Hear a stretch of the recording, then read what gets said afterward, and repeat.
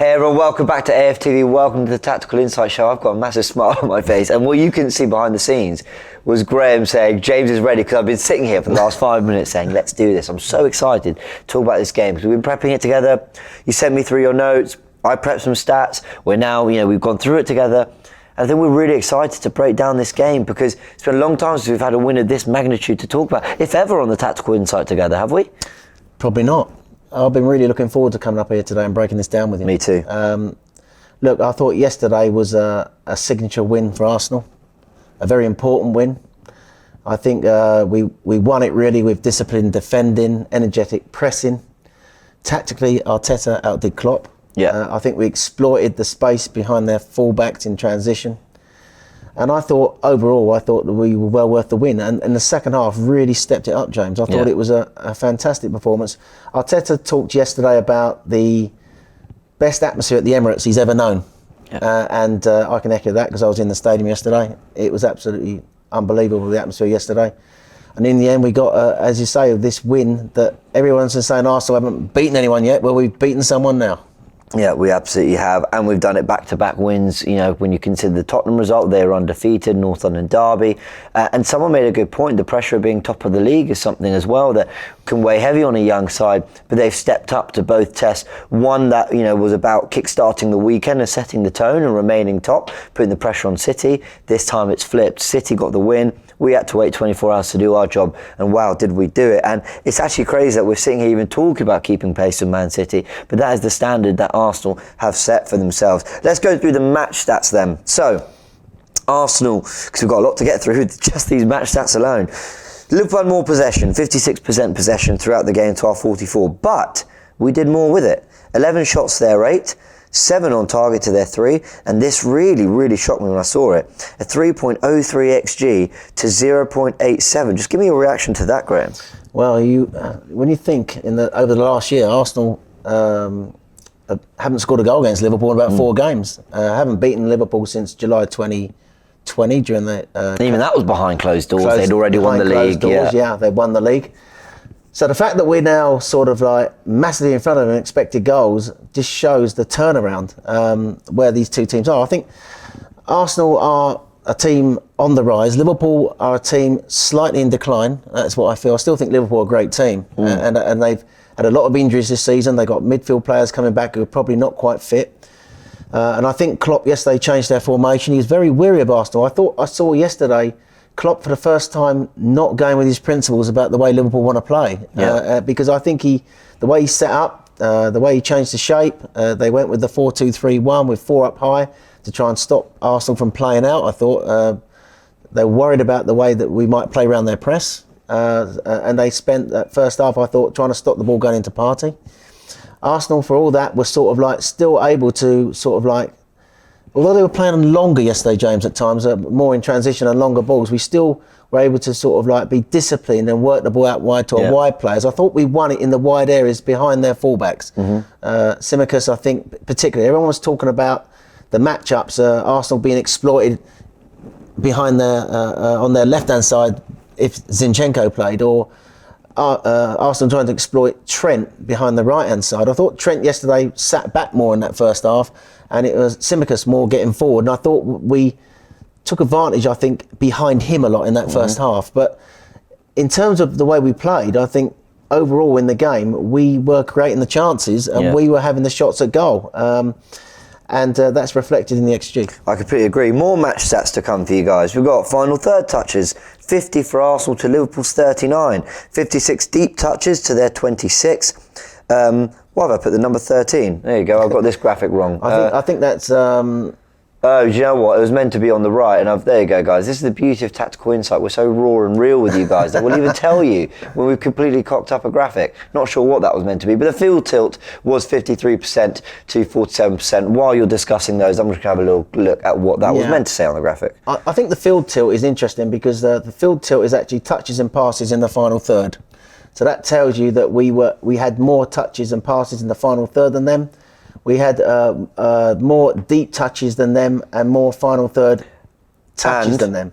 It was 20 zone 14 touches to 13. So apologies. Clearly, I just put it in the wrong part of the graphic as I was editing it. It shows you offensively that we were in the ascendancy for most of the game. I thought first half we started well, got the goal. They did actually come back into the game and did have probably the better first half than us overall. I thought they were better than us. The equaliser was coming, and then we scored against the run of play.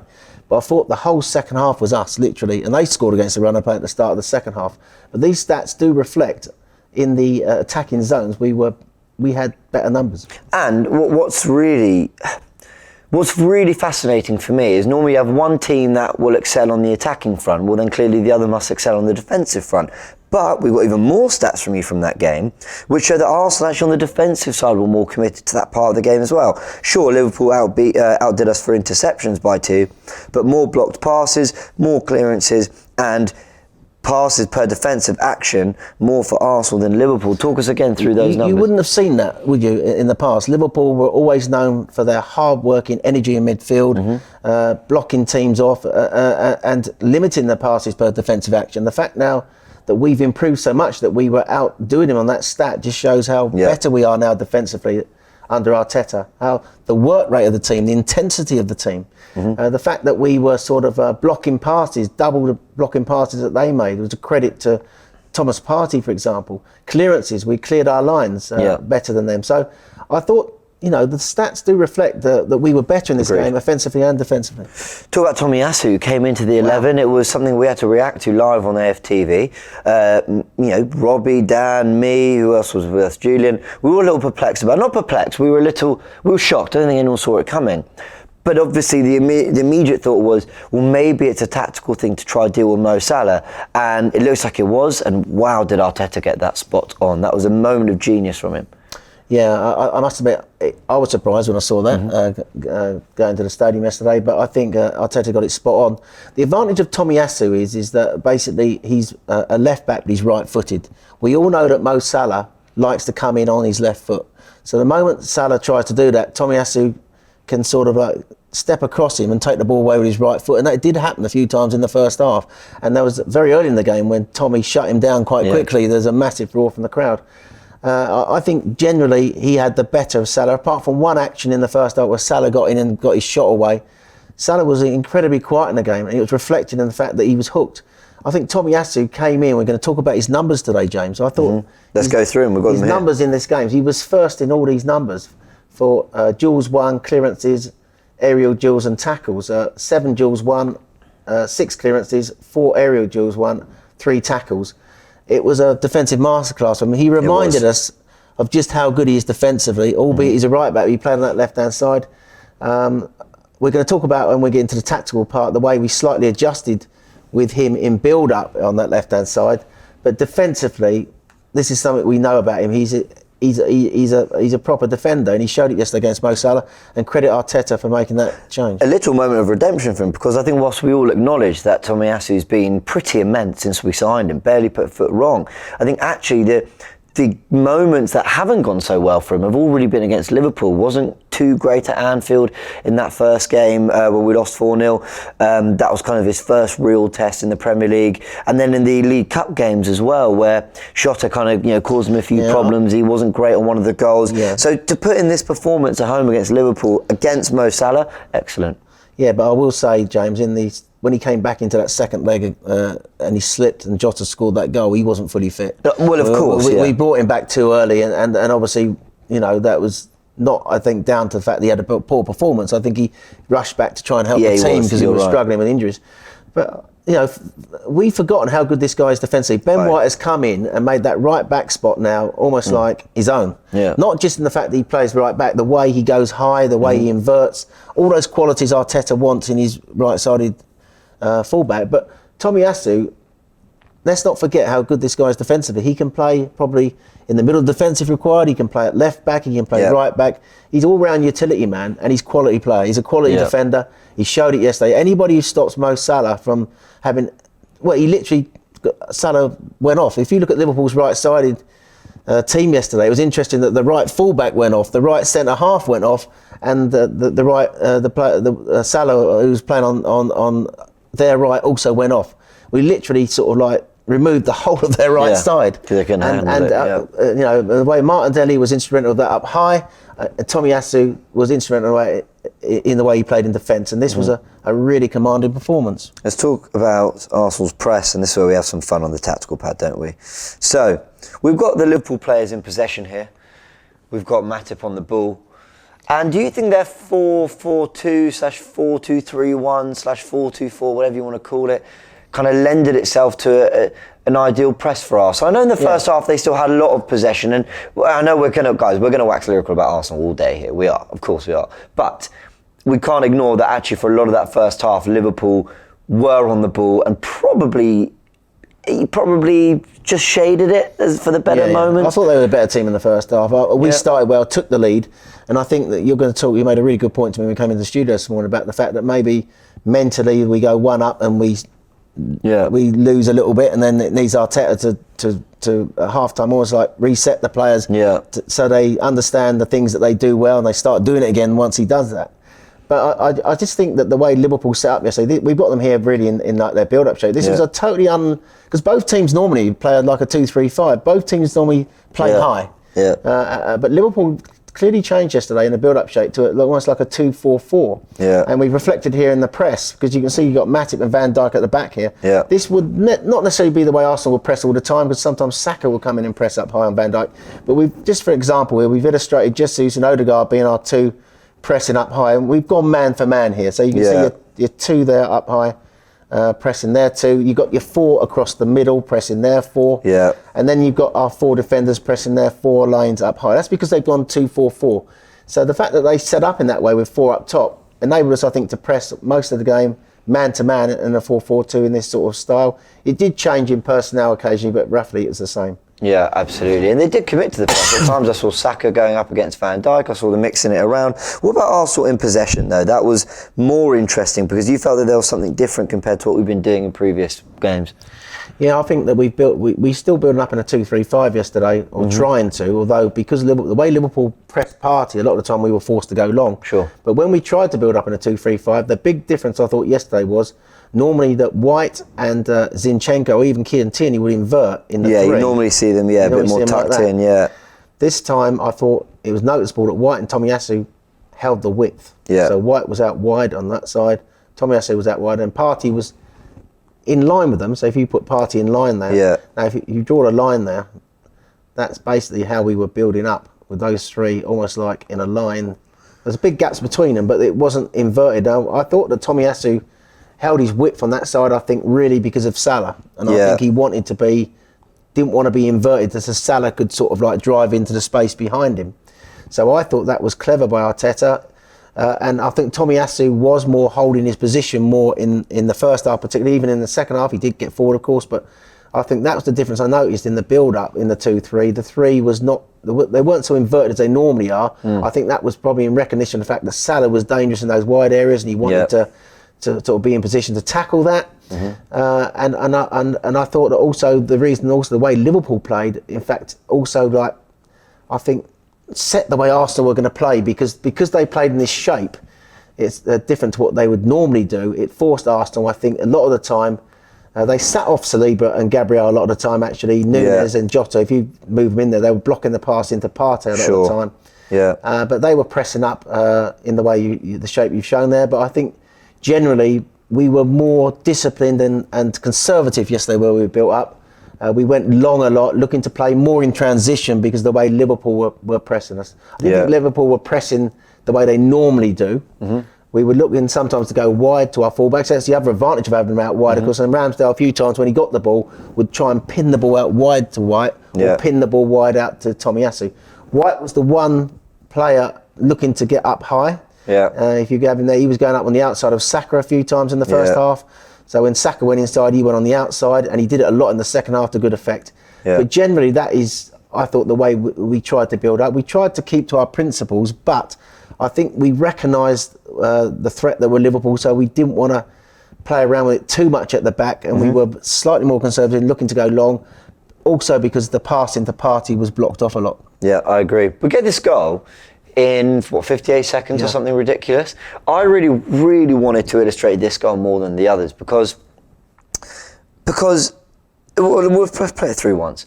So Saka's running at Van Dijk, rolls it into Odegaard. It's actually a really lovely pass, really incisive. And then he finds Martinelli. That is just, you mentioned it, Ozil-esque, that kind of slip pass that Odegaard plays. Now, what I love about this goal so much, so Saka's running at Van Dijk. So he's running at goal. He's almost closing the pitch up as he's sort of, almost committing Van Dijk, sort of saying, because you can easily go the outside and maybe think for a cross, but no, he wants to run at Van Dijk. Cool. He plays the ball into Odegaard. This is the bit that I really love here. If I just stop it here and put it on this frame here, let's go one long. There we go. Now, I think Odegaard could easily, and we wouldn't have complained, by the way. Let's do it in yellow. I think he could easily have played the ball out wide into Martinelli's feet. Why? Because it's 58 seconds into the game.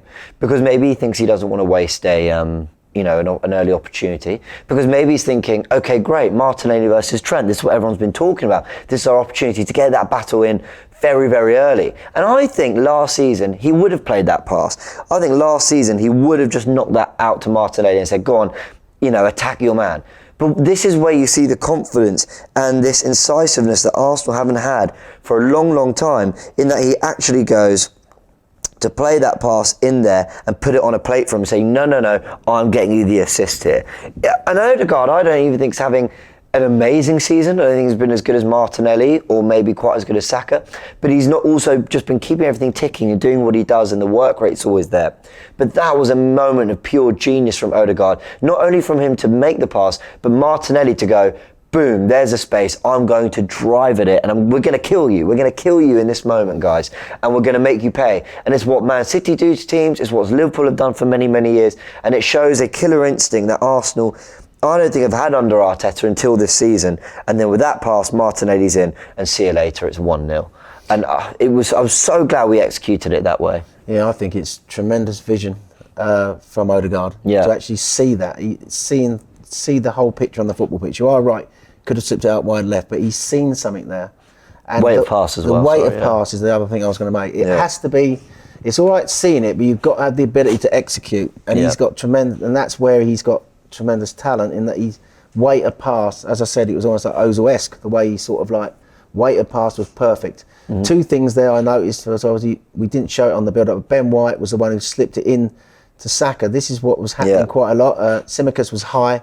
We get in behind Tsimikas to get Saka one-on-one. It draws Van Dijk out of the middle, so Van Dijk's got to come out.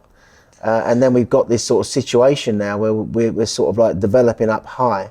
You're right, because that pass comes out to Saka there. Tsimikas out and Saka's in. Yeah. Now, Jesus is obviously key here, because Matip's got to look at what Jesus has got to do. Then Martinelli can make his run on the outside of Alexander-Arnold. And we exploited there. We showed the weaknesses in Liverpool's system in both fullback areas, in behind Tsimikas on one side to get Saka in, and then Martinelli arriving on the outside of Alexander-Arnold when the pass goes through. It's beautifully weighted by Odegaard to tuck it away. It was a great move, and obviously there was a quick check, because there was possibly an offside for Saka, offside on Saka coming back, but it was onside. Yeah. I just think it was a beautiful goal, and it obviously started the game really well for us. Yeah, absolutely. Should we have a look at Martinelli's numbers? Yeah, why not? Yeah, let's go and do it. What a performance. It was an immense performance. And in typical fashion, my iPad has let me down, and it's completely gone and deleted all my work. So let's go have a little look here. But he was immense. He was absolutely phenomenal, wasn't he, on the day? Well, I think this is his best performance in an Arsenal shirt. And ironically, Jurgen Klopp has spent the last 18 months waxing on about Gabriel Martinelli. Yeah. And he literally sort of like showed him why yesterday. We've got them here. The numbers, first of all, in the game: 9 touches in the opposition box, 6 times possession won, 3 fouls won, 4 duels won. Yeah, and then we've got some more here. And there's his other big numbers: 2 chances created, 2 crosses, 2 shots, and 2 goal involvements, a goal and an assist. Now there's his heat map showing incredible work rate, the red and the yellow there on that left-hand side. Yeah, I think he offers something to this team which we really needed for a long time, and that's directness. Yeah, absolute direct running, the ability to ride a tackle, to dribble, to take us forward. he plays almost like at 100 miles an hour, but in control at 100 miles an hour. It's a weird thing to say. I just thought yesterday he was unbelievable. I think the other thing about him is he's outperforming his XG for goals from the shots he's having. He's taking. He's not a forward. He's averaging something like 3 shots a game. So he's not afraid to take a shot. And I just think his energy typifies what this team's all about. And I just think yesterday, not only was he man of the match, that was a world-class performance. For anybody looking at that was beamed to the world yesterday and thinking, wow, Arsenal have got a really talented young player on their hands now. He's 21 years, 113 days, a goal and assist, the youngest player to do that against Liverpool, a top team. Just showed what a great performance that was, James. Yeah, I completely agree. And on the other side, he got the assist, but he got it for Bukayo Saka, who got his goal. And I thought I think Saka's performances are going up and up and up. The responsibility this guy takes. I spoke about it on the Starting 11 show. I won't go into the whole, Aubameyang comments and stuff that got leaked. This isn't the show for it. But I did point towards this term big character.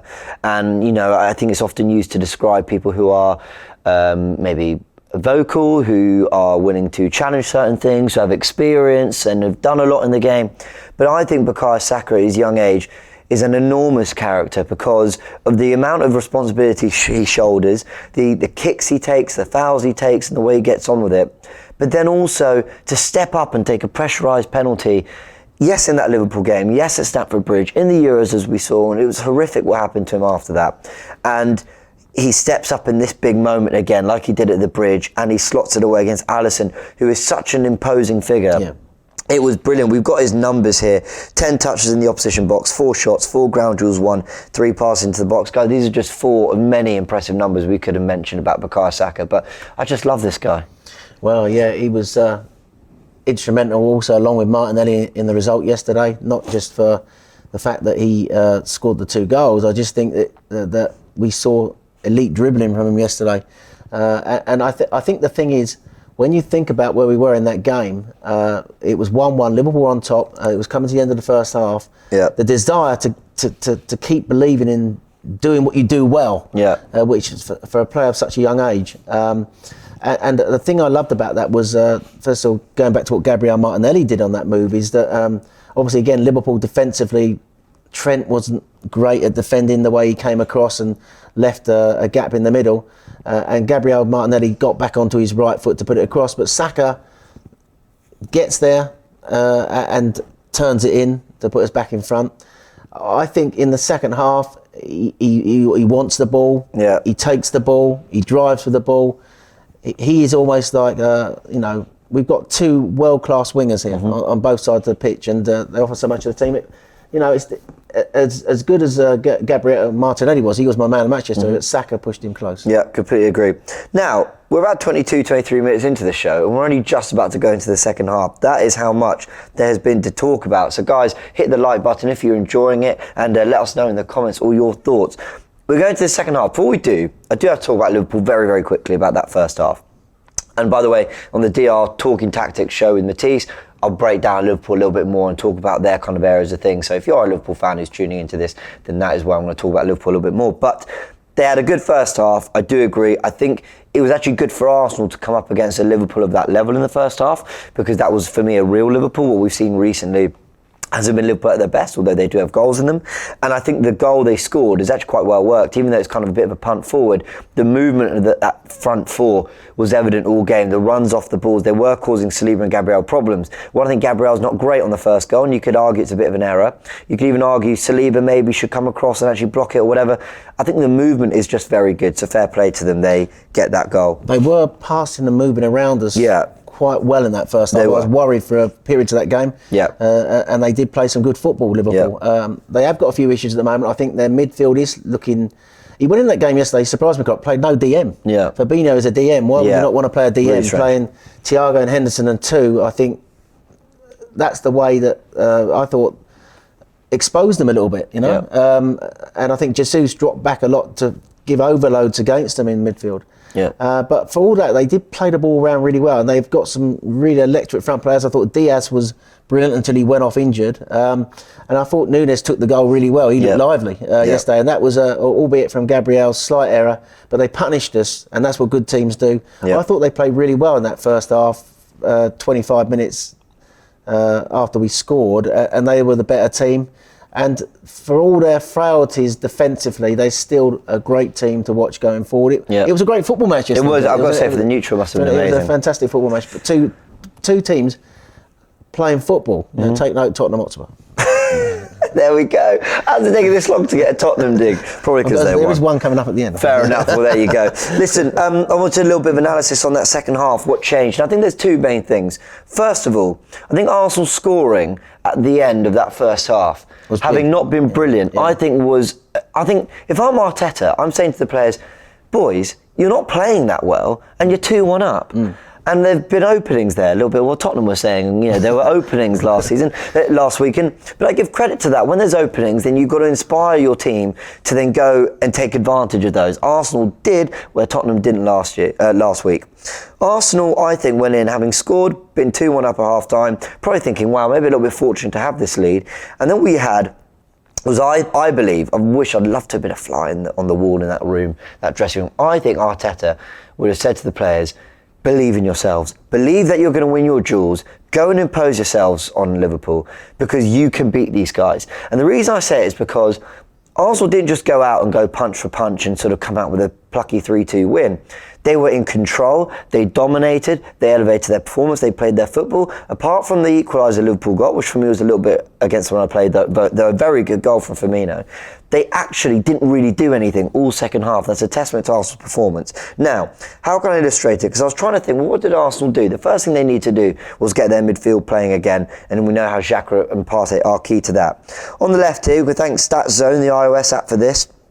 Granit Xhaka's passes in the first half compared to Granit Xhaka's passes in the second half. Not a lot of difference, but you can see on the right that a little bit more on the outside of the box, a little bit higher up the pitch, a couple more into the box as well. Granit Xhaka clearly getting forward and backing himself a little bit more in that second half. But crucially, Thomas Partey in the second half compared to his first half. You see where he's giving the ball away, not in great areas actually, quite central, where Liverpool are going to pick you off there. But in the second half, he completed all 27 passes that he attempted. And also look how many of them went either to near the edge of the area, how many times there were switch balls out to Saka, and how many of them he attempted and completed from central areas of the pitch. It was a much, much better performance in that second half because I think Partey and Xhaka started to back themselves, get on the ball and play their football, and it gave us control. And what you then saw, again, thanking StatZone very much for these, you saw Arsenal in that first half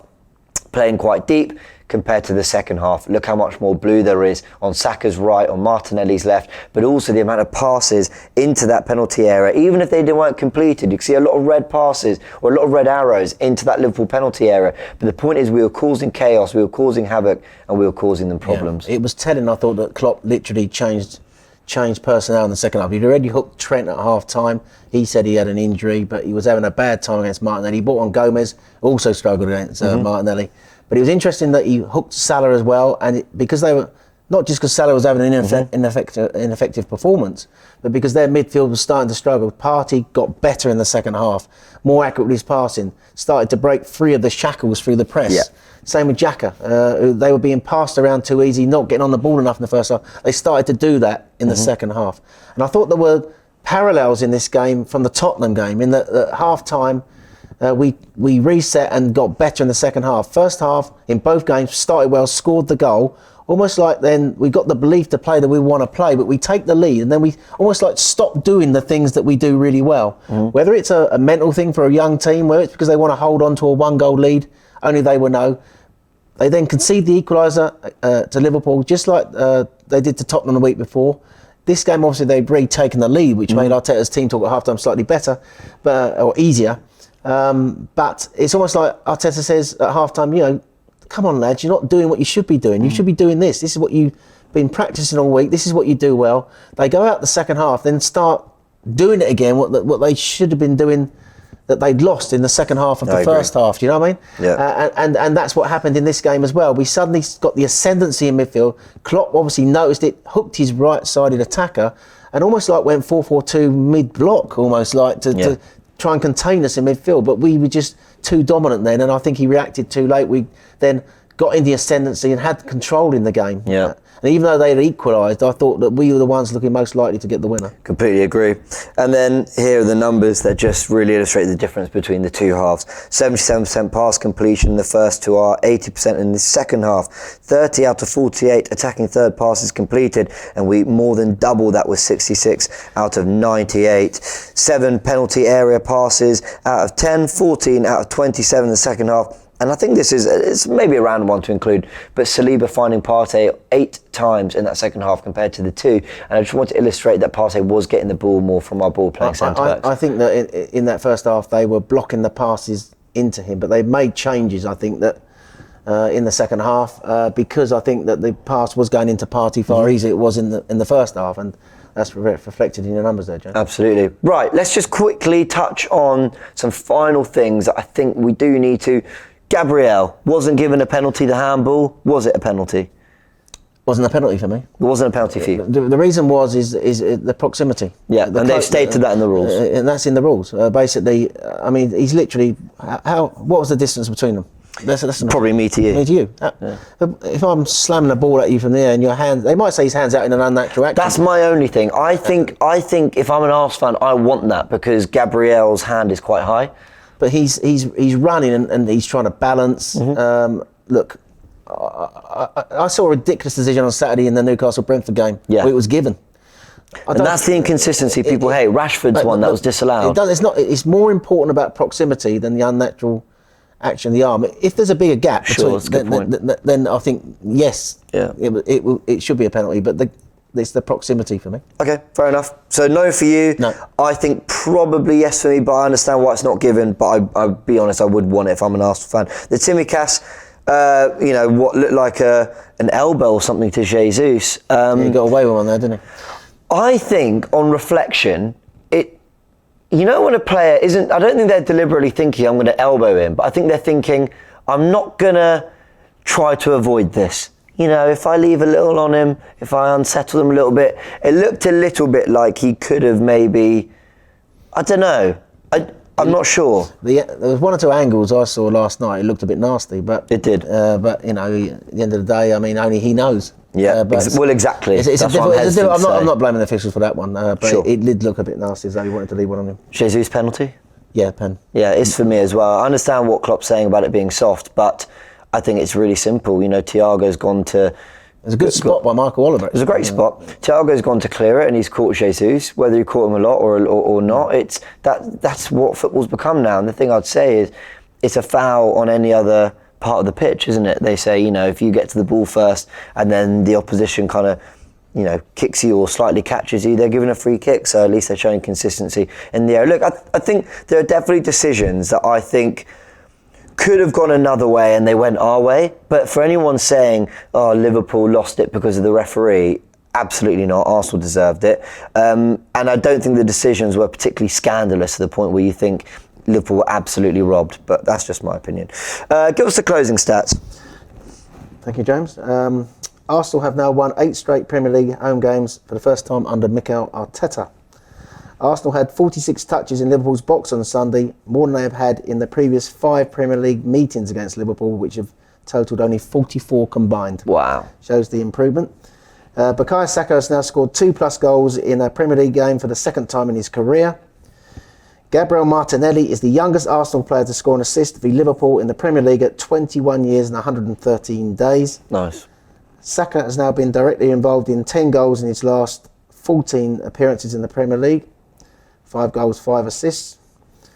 Arsenal have now won at least 8 of their first 9 league matches in a top flight campaign for the 4th time. The previous 3 times were 47-48, 2004-5 and 2007-8. Gabriel Martinelli's goal after 58 seconds is Arsenal's quickest goal in the Premier League since a Dutch forward scored after 29 seconds. His son in October 2011. Who would that be? Van Persie. Van Persie, correct. And Arsenal returned to the I top. actually hadn't read that, everyone. That was. Arsenal returned to the top of the league after being replaced by Man City the day before, showing real character, as you say, to sort of like the pressure of having to go back on top. They've now played 9, won 8, and have 24 points. And the final stat of the day is Tottenham get battered everywhere they go. Tottenham get battered everywhere they go. It's not even relevant to the game in Liverpool, but North London is red, and I don't give. I don't care. Here we are. We're celebrating 2 wins this show, and fair enough. Listen, I want to leave everyone with the final thought. Do you remember rival fans when they were mocking us for appreciating and apparently celebrating the performance against Man City when we lost 2-1 at the Emirates on January the 1st, 2022? And we were all talking about how great a performance it was. We pressed City, we harassed them, we took the game to them, we had chances in that game, and we felt that we were a little bit, the game was ruined by officiating and all that. You want to come in on this? No, fine. Sorry, just the way you look like you're lining up to say something. Everyone said, yeah, but you lost. Yeah, but you lost. Yeah, but why weren't you more? Why didn't you sit on your lead? Why didn't you protect your back four a little bit more? Why weren't you more defensive and disciplined?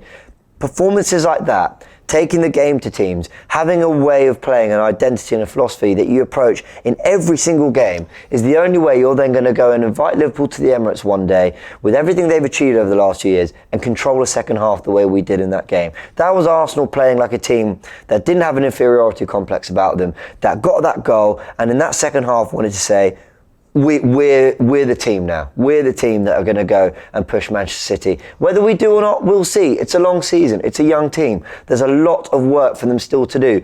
But these are very, very good signs. And if you go and adopt that way of playing in every single game, and you plant your flag in the ground like that in every single game, you say to the opposition, we're going to do it our way, that is the only way you're ever going to build a team that can actually go over 38 games a season, win games, score goals, and actually compete for a Premier League title. So let's hope they do it. Final thought, James. Look, let's be honest here. We're a long way behind Man City. Yeah. I do honestly believe the Premier League is done.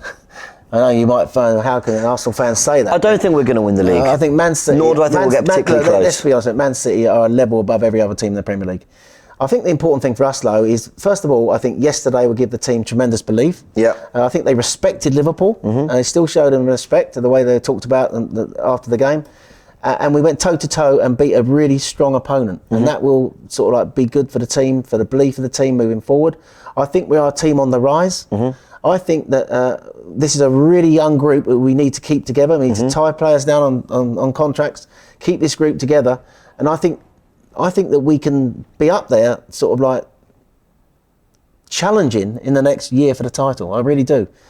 Because if we can keep the group together, add 1 or 2 good additions, this is a growing team. Arteta, I think, has worked wonders to get this sort of style of play. His coaching has...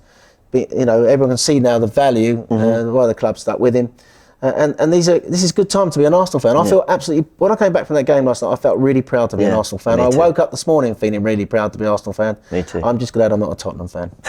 There we go. We'll round off on that. Long way to go. Young team, and listen, the first things first, go and get Champions League football secured. But well done, Arsenal. You're giving fans reasons to dream and reasons to be excited. So let's go again next week against Leeds, because there's no use doing all this if we can't keep building on it and show that momentum. Well done, Arsenal. Let's go again next week. If you enjoyed this video, please like the video, hit the like button. If you haven't subscribed to AFTV, definitely do, because there's more content to come, and get in the comment section to let us know your thoughts. Graham, thank you as always. Big up. There we go. It's been a good one today, hasn't it? There we go. Didn't even get the handshake. Such a smooth show, and we've ruined it with the handshake, but that was great. Guys, we'll see you next time. Shop for AFTV merch at shop.aftv.co.uk. Subscribe to us on YouTube. Follow us on Instagram, Facebook, Twitter, TikTok, Snapchat, and Twitch. We've got content for every platform, so check it out.